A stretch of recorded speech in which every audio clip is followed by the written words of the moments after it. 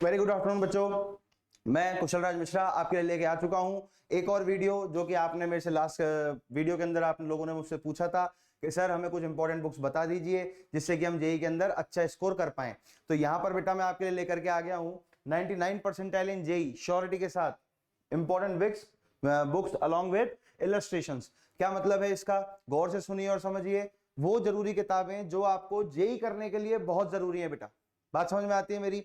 चलो, तो हमारे पास इंपॉर्टेंट मैंने लास्ट क्लास में भी डिस्कस किया था, लास्ट वीडियो में भी मैंने आपको बताया था और मैं आपको फिर से बता रहा हूं, ठीक है। लेकिन उससे पहले मैं आपको एक चीज समझाना चाहूंगा और बताना चाहूंगा बेटा कि हम लोगों का टेलीग्राम चैनल है ये IIT JEE rank plus Hindi medium, specially Hindi medium वाले बच्चों के लिए, बाकी की अपडेट्स के लिए, आगे की बातों के लिए इसे ज्वाइन कीजिए। आपको रेगुलरली यहाँ पर अपडेट्स जेई से रिलेटेड जो बातें हैं, जो भी नई चीजें आ रही हैं, वो हम लोग आपको यहाँ पर बताते रहते हैं बेटा, ठीक है। और इसी के साथ आज शाम को 5 बजे मैं आपके साथ मोल कॉन्सेप्ट के वन शॉट वीडियो के साथ आ रहा हूं बेटा, ठीक है। तो be ready along with your copy, along with your brain, in everything, हर चीज के साथ बिल्कुल तैयार रहें ताकि हम लोग जो है 99 परसेंटाइल हमारे जेई के एग्जाम में ला सकें, ठीक है। तो बेटा बात करते हैं हम लोग हमारी किताब के ऊपर। आइए देखिए, तो मैंने लास्ट क्लास में डिस्कस किया था बेटा कि हमारे पास एक तो क्या है, कार्बनिक रसायन। कार्बनिक रसायन के लिए सबसे ज्यादा जरूरी जो किताब होती है बेटा, वो होती है हमारे पास MS चौहान। कौन सी किताब बेटा? MS चौहान। MS चौहान जो है वो बालाजी पब्लिकेशन की आती है बेटा। किसकी आती है? बालाजी पब्लिकेशन की। इसके बाद अगर मैं बात करूं भौतिक रसायन के बारे में बेटा, तो भौतिक रसायन के लिए मेरे पास है नीरज कुमार और नरेंद्र अवस्थी, ठीक है। दोनों में क्वेश्चन जो है वो लगभग सेम लेवल के होंगे, लेकिन साथ में आपको ये भी देखना पड़ेगा कि मुझे कौन से क्वेश्चन सूट कर पा रहे हैं। कई बार ऐसा होगा कि नीरज कुमार क्योंकि पियर्सन्स की आती है बेटा, तो कुछ क्वेश्चंस इस तरीके के आपको देखने को मिल सकते हैं जो नहीं हुए या कुछ हुआ, तो उसके लिए हम लोग हैं।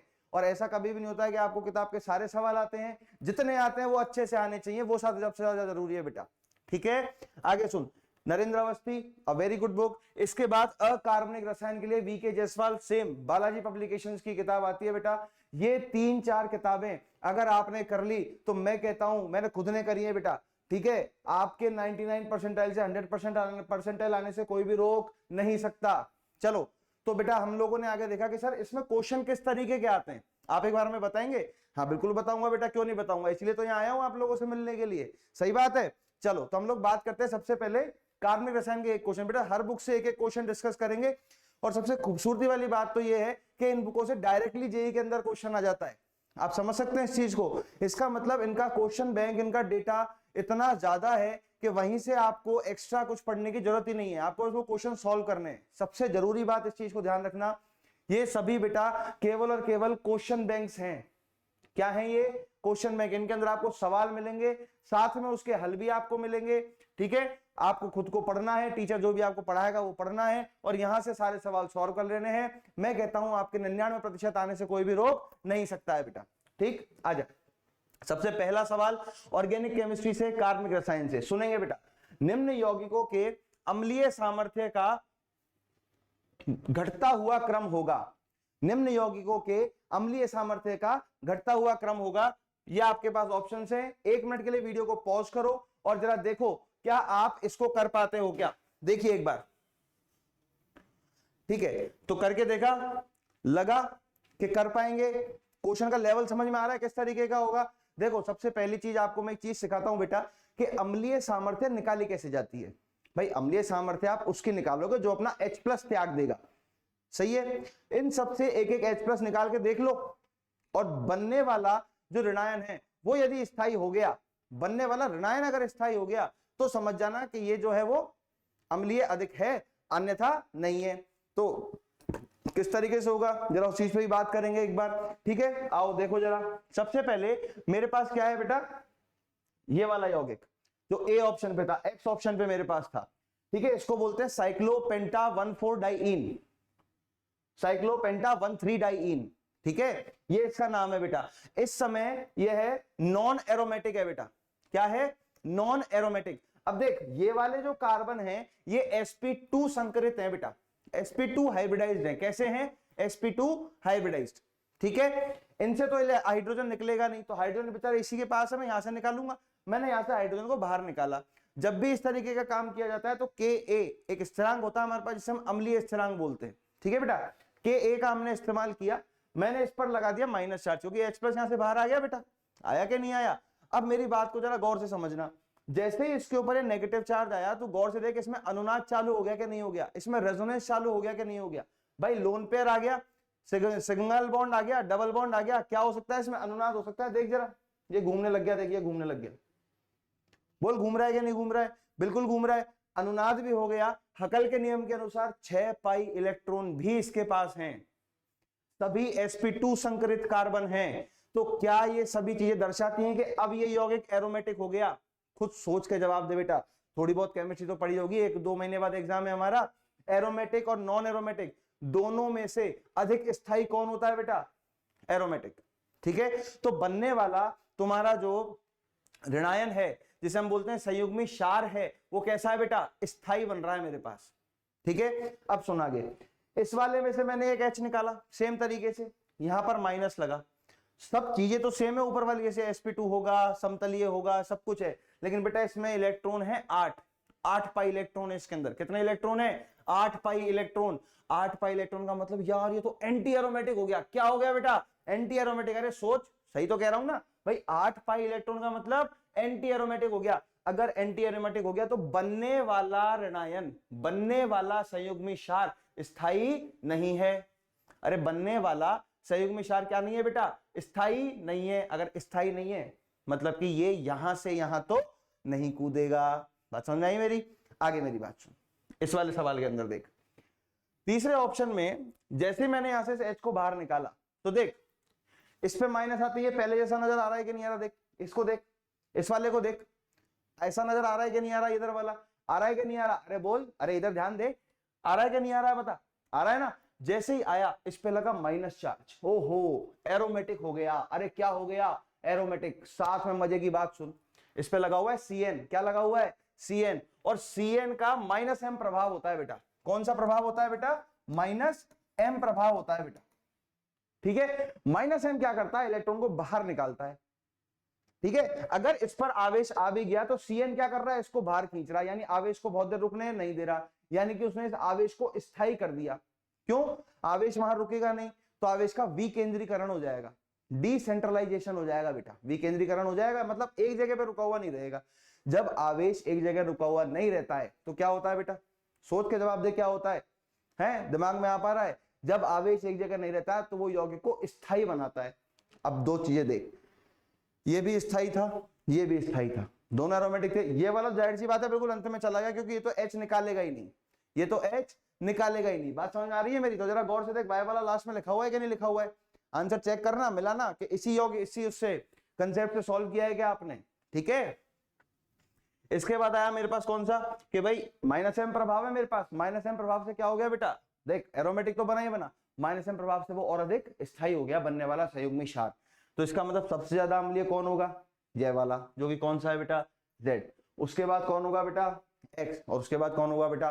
Y। जिन जिन के आंसर सेम आया वो कमेंट में करके बताएंगे मेरे को कि हाँ सर हमारे आंसर एकदम यही आए थे, सेम आया था, सेम कंसेप्ट से हमने क्वेश्चन को सॉल्व किया था। ठीक है, चल तो ये हमने बात करी बेटा सबसे पहला सवाल जो कि MS चौहान का भी है। ठीक है, एक बार काफी पहले पूछा हुआ भी है जेई के अंदर, राइट। अब हम लोग अगले सवाल की तरफ मूव करेंगे, राइट। चलिए देखिए, अगला सवाल है आपके पास भौतिक रसायन से। ठीक है, ये बेटा नरेंद्र अवस्थी से लिया गया सवाल है और एक बहुत अच्छा इसके अंदर कंसेप्ट का इस्तेमाल होना है। मैं देखता हूं कितने बच्चे इस चीज को पढ़ रहे हैं, और जो कि मैं बार बार कह रहा हूं, अगर ये वाला क्वेश्चन तुम कर पाते हो, इस वीडियो को पॉज करो और देखो जरा क्या तुम इस क्वेश्चन को कर पाते हो। ठीक है, चलो ट्राई करा होगा, हो सकता है नहीं हुआ हो। इन्हीं ऐसे ही सवालों की जटिलता को लेते हुए, कठिनता को समझते हुए, मैं आपके लिए आज शाम को 5 बजे एक वन शॉट वीडियो ला रहा हूं जो पूरा इसी के ऊपर बेस्ड होगा बेटा, मोल अवधारणा के ऊपर बेस्ड होगा, मोल कॉन्सेप्ट के ऊपर बेस्ड होगा, वन शॉट वीडियो।